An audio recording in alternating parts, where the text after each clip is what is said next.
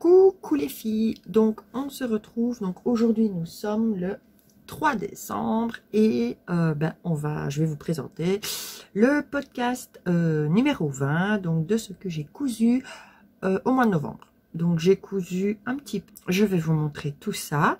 Alors oui, je suis avec mon gros pull parce que dans le garage il fait froid. Donc comment dire que dans l'atelier je me les pèle. Voilà. Franchement, je crois qu'il n'y a pas 10 degrés, mais comme je veux bosser, en fait, il n'y a pas le choix. Je crois que je vais bientôt mettre le petit chauffage et isoler correctement la porte du garage.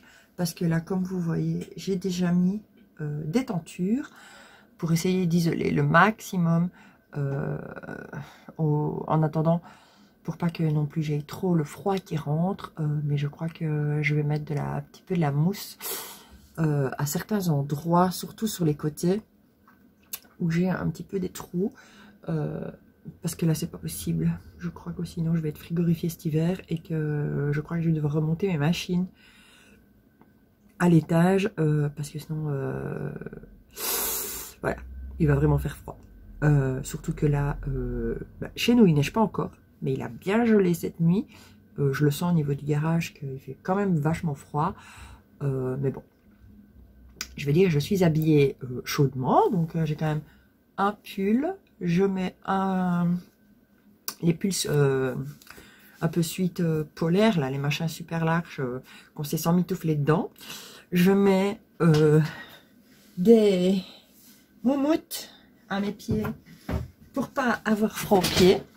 J'ai également un tapis exprès au niveau de mes pieds au bureau pour pas ressentir tout le froid qui vient du sol. Mais bon, on va pas se plaindre vu l'atelier que j'ai. Si je peux juste mettre un tout petit chauffage pour dire de gagner quelques degrés quand je bosse, voilà. Parce que c'est vrai que sinon il fait assez froid et travailler à l'étage, ça va être un peu impossible. Ouais, non, ça va être impossible. Ouais, bon, c'est pas grave, on fait avec. Et si pas, si vraiment il fait trop froid pour travailler, je bosse pas et voilà. Donc, oui, je voulais également vous dire que je suis super contente. On a dépassé les 3000 abonnés sur la chaîne. Franchement, j'en revenais pas. Quand YouTube m'a envoyé une notification spéciale, je suis restée un petit peu paf. Donc si vous entendez un bruit derrière, c'est la chaudière, je suis désolée. Oui, je suis restée un peu paf à ce moment-là, je m'y attendais pas. Voilà, 3000 abonnés, franchement, je suis super contente, surtout que avec certaines... au fur et à mesure du temps, je vais dire, il y a quand même, je vois certains commentaires de certaines personnes qui reviennent très souvent. J'ai des contacts aussi avec certaines sur Instagram. Voilà, donc franchement, je suis super contente.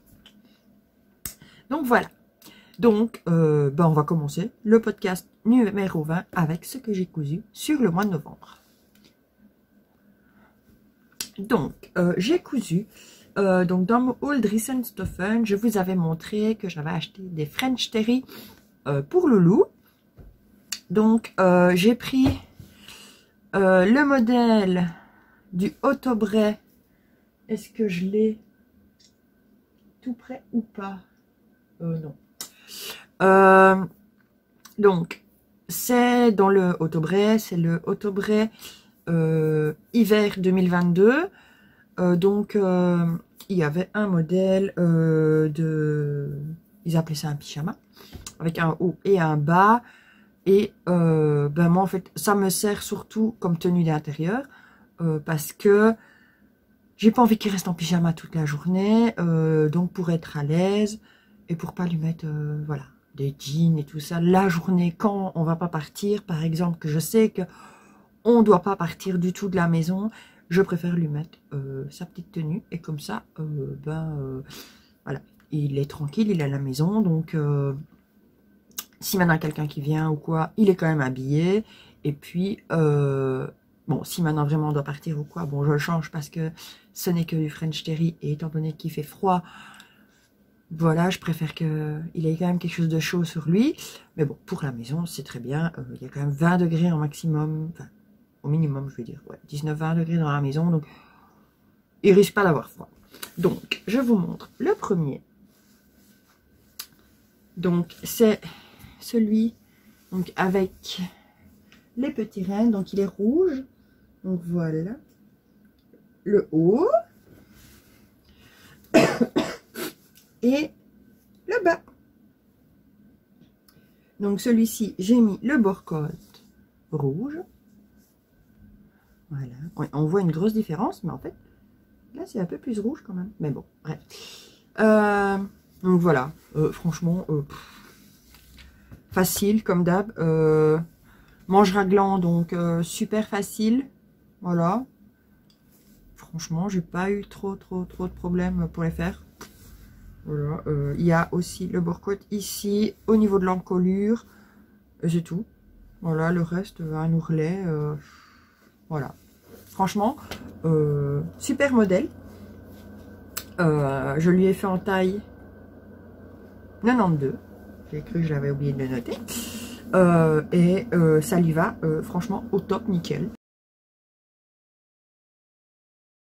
Donc voilà.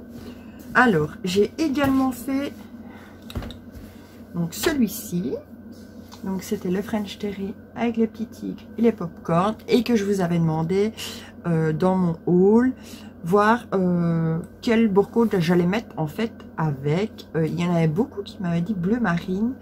Et quand j'ai fait un test, parce qu'en fait j'ai tout cousu, j'ai tout découpé, j'ai tout cousu quasi à la chaîne. Et il me restait plus que les bord-côtes à mettre. Et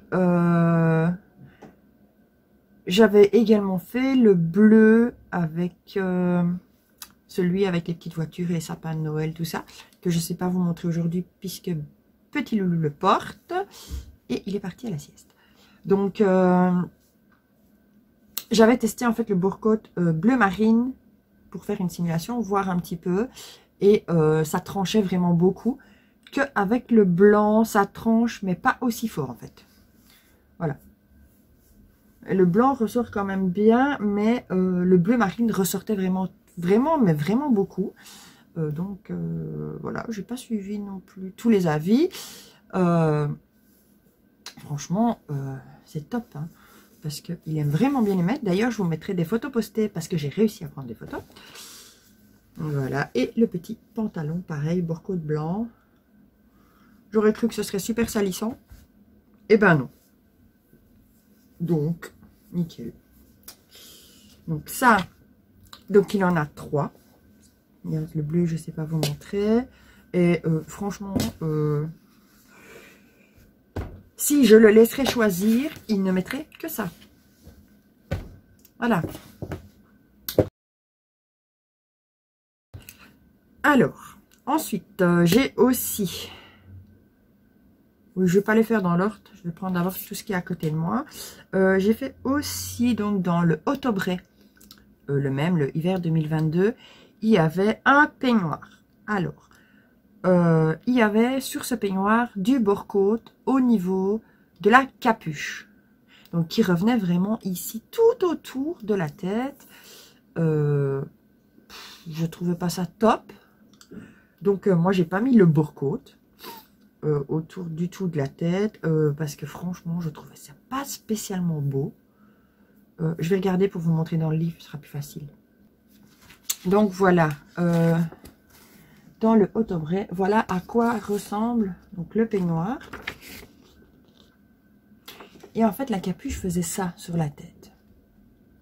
Je trouvais pas ça top, comme ça sur la tête. Maintenant, j'aimais bien le fait qu'il y ait la fermeture éclair, qu'il soit assez long et qu'il y ait les petites poches. Donc voilà. Donc moi, je n'ai juste changé que ça. Donc je n'ai juste pas mis le bord-côte au niveau de la tête. Alors, j'avais acheté donc... C'était du polaire, il me semble. Je sais plus. Je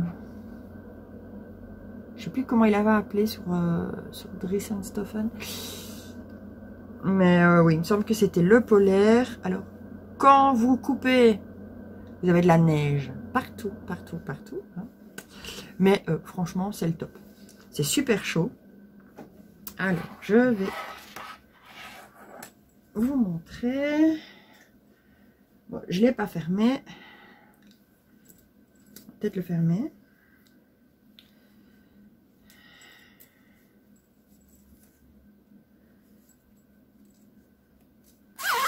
Hop! Voilà. Avec les petites poches. C'est bon, elles sont pas... Ouais. La petite... Donc la petite capuche. Donc voilà, j'ai pas mis le barcode. J'avais... en le sachant dans mon patron, j'ai rajouté pour faire un ourlet, simplement. Il y a qu'ici, c'était très très mal expliqué.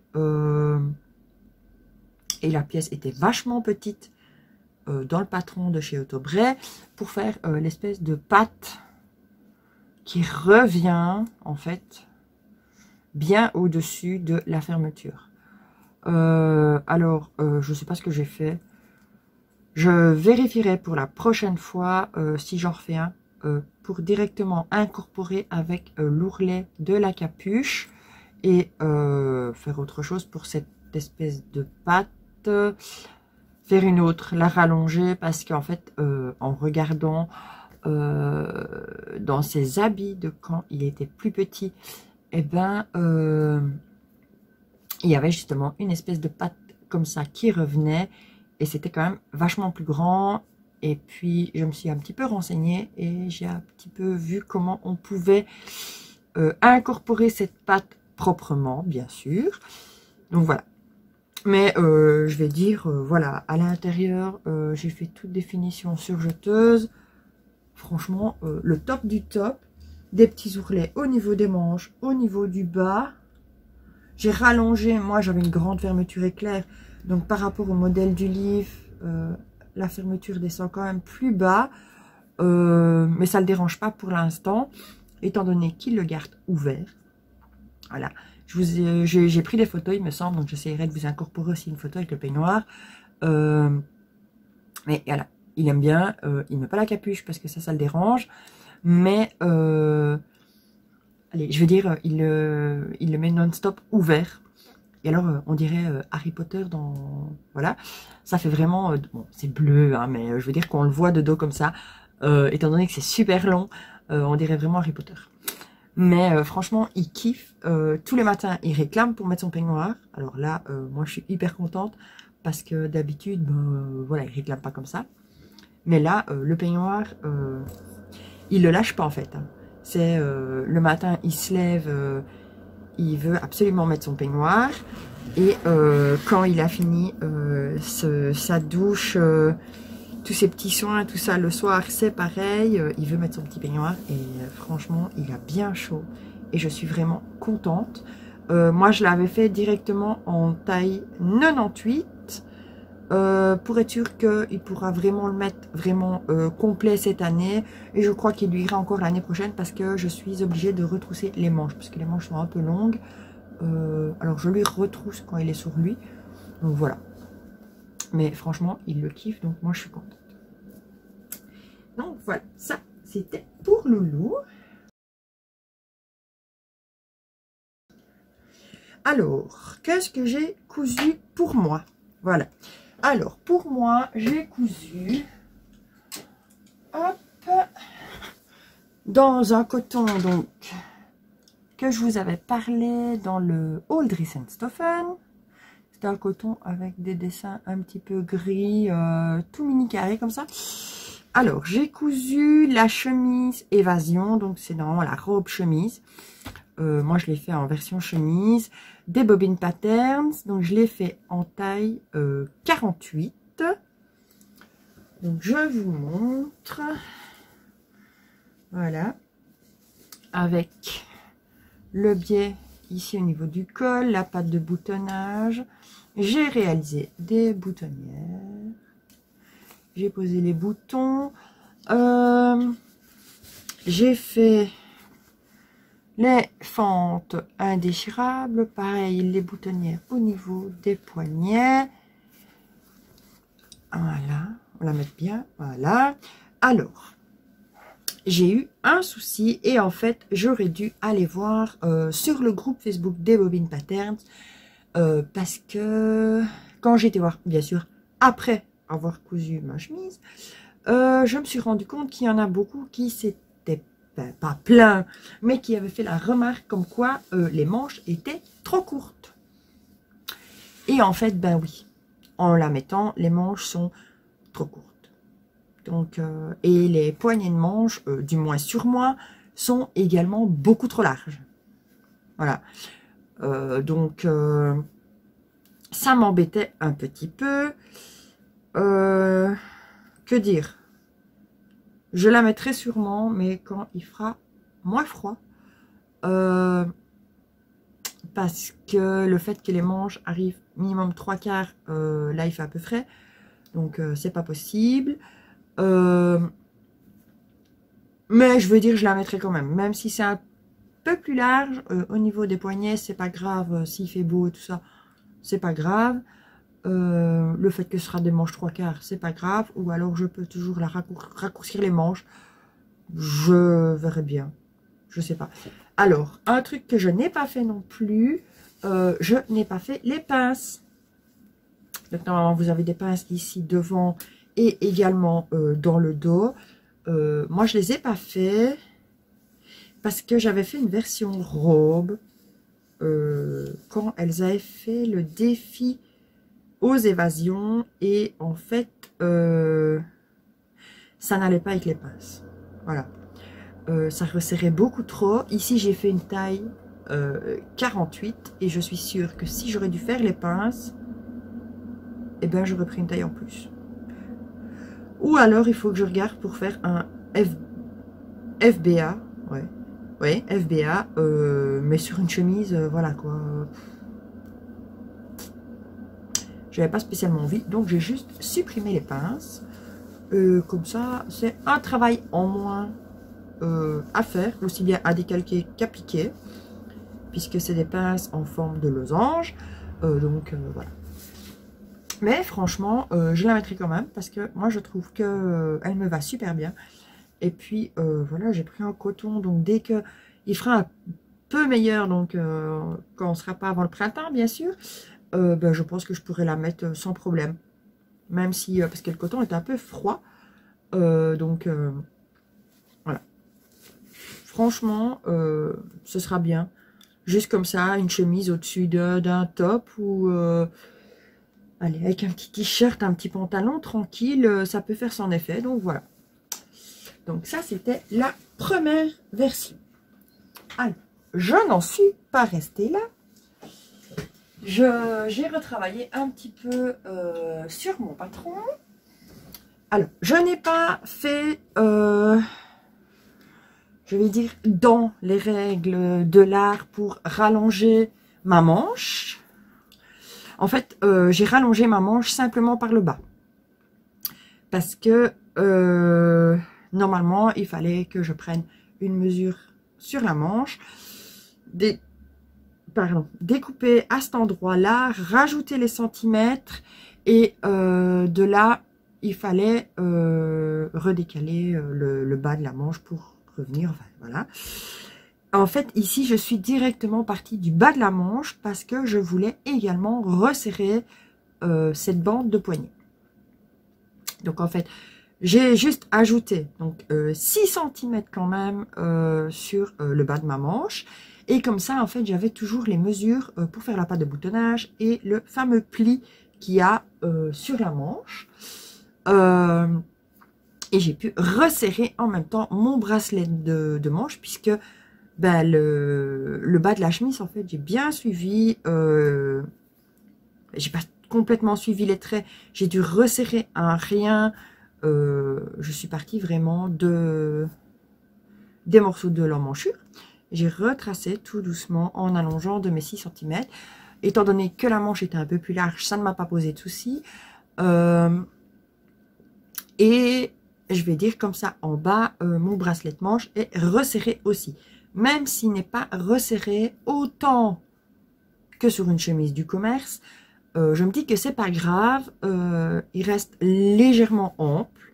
Donc je me dis que si j'ai une montre, je mets des bracelets ou quoi que ce soit, ça ne me gênera pas, ça ne viendra pas pousser le tissu d'une façon assez bizarre, ça passera bien nickel en dessous. Donc voilà. Et alors, je vous montre.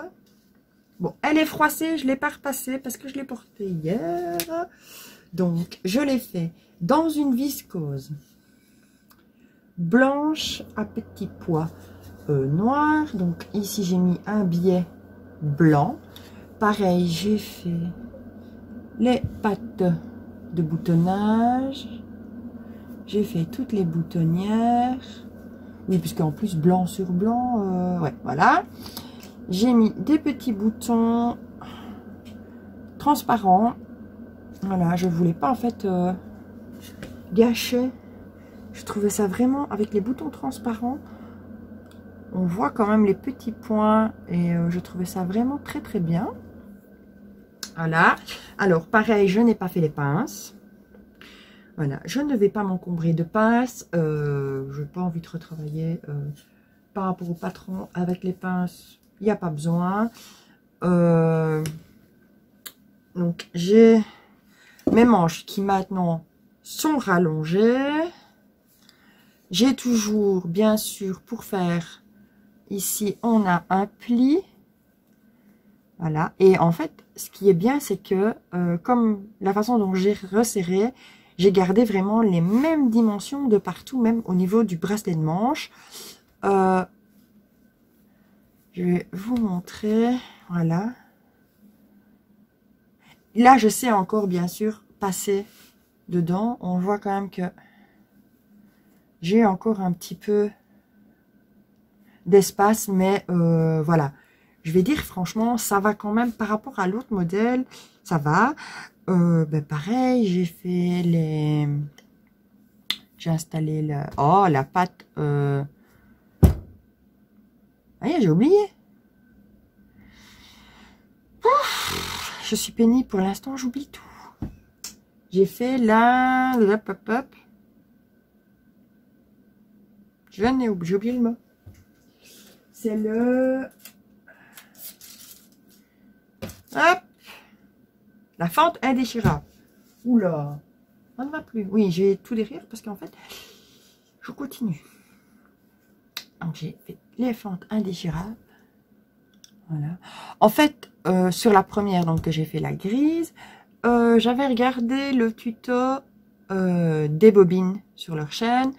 Mais noir sur noir, on voyait pas grand chose. Donc j'ai un petit peu fouillé sur YouTube, je suis tombée sur la vidéo de Mounassou qui avait fait à l'époque une vidéo justement sur les pattes indéchirables. Et voilà, je l'ai regardé, j'ai compris vite le bazar, ça a été nickel. Le col, franchement, les bobines, elles expliquent bien dans leur vidéo, même que c'est noir sur noir, franchement, on voit quand même, parce que de toute façon, voilà, on n'a que le col, on n'a pas un pied de col en plus, donc ça c'est beaucoup plus facile, même si on pourrait très bien, enfin normalement une chemise, on met un pied de col, mais ici franchement, elles nous ont simplifié la tâche. On met vraiment le biais à l'intérieur qui se remet très bien, vraiment nickel partout. Top nickel. Ah oui, je ne l'ai pas fait sur l'autre. Mais en fait, j'avais regardé un petit peu, je sais plus, je crois que c'était sur YouTube, mais je sais plus de qui vient la vidéo. Parce que au niveau de l'ourlet, sur la première, en fait, ça me dérange qu'on voie, bon là on le verra pas, mais en fait j'ai fait d'abord la pâte de boutonnage comme c'est expliqué, et puis seulement on fait l'ourlet. Donc en fait, on voit cet ourlet ici sur le coin, ça me dérangeait un petit peu. J'aurais préféré avoir quelque chose de vraiment fini, nickel, top, top, top. Et ici en fait je l'ai, le fini nickel. Allez, ici je n'ai plus donc un rebord qui revient sur la pâte. Parce que en fait, tout est cousu. Donc, il faut ouvrir en fait la pâte. C'est avant de coudre votre pâte, il faut préparer et venir déjà faire une petite piqûre à l'intérieur avec l'ourlet qui est préplié. Et puis, vous venez coudre, vous rentrez à l'intérieur, en fait, le coin. Voilà, vous pouvez couper vos coins si vous n'avez pas surjeté, tout ça. Et en fait, après, ça vous fait une finition super, super nickel.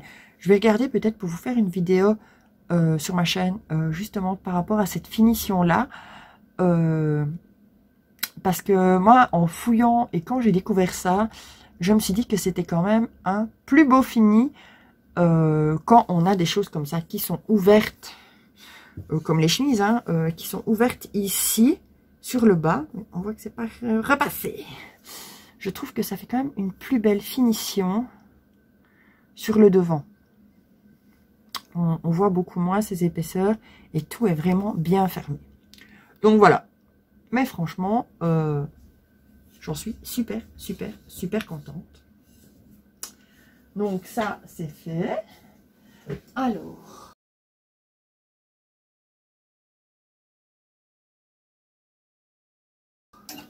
dans les prochaines choses que j'aimerais bien faire pour le mois de décembre. Alors, j'ai déjà commencé à préparer. Donc, je vais refaire une chemise, mais dans la viscose pétrole que j'ai pris. Elle est déjà découpée. J'ai déjà thermocollé toutes mes parties. Donc, je n'ai plus qu'à surjeter toutes mes pièces et à coudre.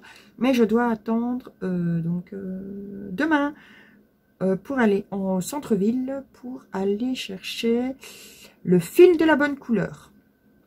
Voilà. Et je dois voir pour les boutons. Voir si je prends de mon stock ou si je rachète des nouveaux qui iront nickel sur la chemise. Je vais voir. Je ne sais pas encore. Alors, la suivante. Hop. Ce sera dans la viscose. Comme ceci. Que j'avais trouvé qui faisait quand même assez automnal, hivernal. Plus automnal quand même. Avec ces petites couleurs comme ça. C'est vraiment les couleurs de cet hiver. Pareil. Je vais tout découper. Je n'ai plus qu'à poser le thermocollant dessus. Parce que je voudrais bien quand même assez bien de chemise. Pour pouvoir mettre dans mes petits looks. Bon, même s'il fait très très froid. Voilà, je veux dire, j'ai quand même une chemise. Je suis quand même habillée. Avec un jean, ça fait son effet. Et je peux mettre très bien un pull. Et suivant où je suis, je peux très bien enlever le pull. Et alors, la dernière, ce sera dans cette viscose grise avec des petits zèbres. Là, ben, le tissu est toujours là. Je dois la découper et la thermocoller. Donc ça, j'aimerais bien faire ça. J'aimerais bien me refaire un pantalon jasmin. Donc j'ai le tissu, j'avais acheté chez Dries & Stoffen. Mais il faut que je retravaille le bas du pantalon. Voilà. Parce que j'aimerais bien faire le pantalon jasmin. Donc la version pas élastiquée. Mais la version en fait est fort serrée au niveau du pied. Et j'aimerais bien élargir à ce niveau-là. Donc il faut que je regarde comment je peux faire pour vraiment l'élargir. Pas de trop non plus. Un petit peu. Mais voir si je pars au niveau du genou. Parce qu'au niveau des cuisses, il est super bien. Il passe nickel. Je suis bien dedans. J'ai pas envie que ce soit trop élargi au niveau des cuisses. J'hésite. Soit je pars à partir du genou et je décale un rien pour l'élargir un petit peu. Ou alors, je fais à partir du niveau de la fourche. Donc au niveau des hanches. Pour pouvoir l'élargir. Mais alors, les cuisses vont être un peu plus larges aussi. J'ai regardé pour la taille au-dessus, mais ça va pas non plus, parce que ça reste toujours le modèle resserré. Et puis, si je prends une taille au-dessus, tout va être un peu trop large. Donc, je ne sais pas, je vais regarder. Peut-être que si vous avez des idées de comment, à partir de où je peux prendre. Je m'étais dit que si je prenais à partir du genou sur le patron et que j'ouvre, mais je sais qu'il faut que je fasse le devant et le dos, donc il ne faut pas que j'oublie de calculer que j'aurai autant de chaque côté. Donc je me dis que je peux peut-être mettre un et demi maximum de centimètres de chaque côté, donc devant et dos, pour pouvoir l'élargir, parce que sinon si je commence à mettre des 2 cm, ça va faire, rien que sur le devant ça va faire 4 et le dos ça va faire 8. Que je me dis si je mets 1 cm, j'ai 4 cm de plus. 4 cm c'est énorme en fait. Avec des fois, mais il faut que je regarde exactement. Quoique... Ou alors je passe à 1,5 de chaque côté. Ça ferait 6. Et là, ça peut peut-être le faire aussi. Il faut que je regarde parce que j'ai plus pour faire une toile dans un pantalon. Donc, il faudrait que j'arrive à le faire sur un patron papier. Enfin, le faire en papier. Mettre le papier sur moi, genre avec des épingles ou des trucs dans le genre. Voir comment ça donne le rendu du bas. Même si j'aurais pas le fini, je veux dire comme sur le pantalon, puisque j'aurais pas le... Avec le tissu, on n'a pas cette fluidité, on n'a pas le pantalon qui se met aussi bien, mais peut-être pour voir que la largeur que ça pourrait donner, je ne sais pas. Je ne sais pas. Et puis, j'ai un tissu pour me refaire aussi un pull. Mais alors là, j'hésite. Soit je me refais un top passion en version pull. Donc, avec l'épaule dénudée, mais en sachant qu'il fait froid, on ne se dénude plus trop les épaules. Tellement il fait froid.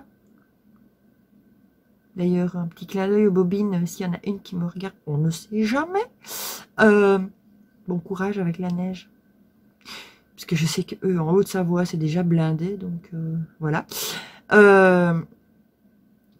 Donc, j'hésitais. Ou alors, je me refaisais un pull Mirle de la Maison Victor. Mais je ne sais pas. Dites-moi un petit peu, vous, est-ce que le pull un peu avec les épaules dénudées en hiver, si ça passe ou pas, ou si c'est mieux direct un pull à col roulé. Voilà, je ne sais pas. Je ne sais pas du tout. Donc voilà. Donc dites-moi dans les commentaires, hein, comme ça, je regarderai un petit peu vos avis. Et puis voilà. Donc oui, ah oui, il faut que je fasse aussi l'autre vidéo, les shorts, comme on appelle. Parce que j'ai trouvé un petit truc. Donc je vais faire le short et je le posterai également. Comme ça vous pourrez aller voir. C'est toujours une bonne petite... C'est pas une astuce, c'est un produit que j'ai trouvé dans le commerce qui peut servir à beaucoup de monde. Donc voilà. Donc ça, il faut que je vous filme la suite de la vidéo. Et puis ben voilà, on a fini. Je vais pas trop parler, ça va. 35 minutes. Ça va. Ça va, j'ai déjà fait plus.